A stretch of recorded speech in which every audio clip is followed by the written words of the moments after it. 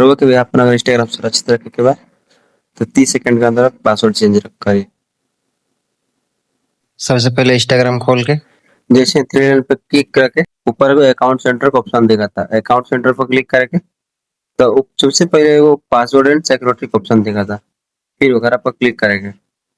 वगैरह पर क्लिक किया तो ऊपर एक वो चेंज पासवर्ड का ऑप्शन दिखा था, फिर वगैरह पर क्लिक करके आप बहुत सारे आईडी को जौन भी रहा आईडी लॉगिन हो वो दिखा दे, फिर जौन आईडी के पासवर्ड चेंज करके वगैरह पर क्लिक करेंगे। फिर वगैरह पर क्लिक करके ऊपर करंट पासवर्ड का ऑप्शन आता है, यानी कि अगर पासवर्ड पहले से हो इंस्टाग्राम के वो पासवर्ड ही डाले के पड़े।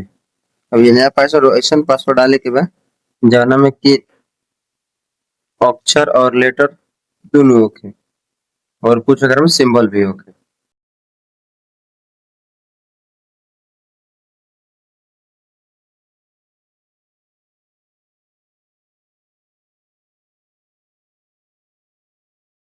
फिर ये चेंज पासवर्ड पर क्लिक करेंगे।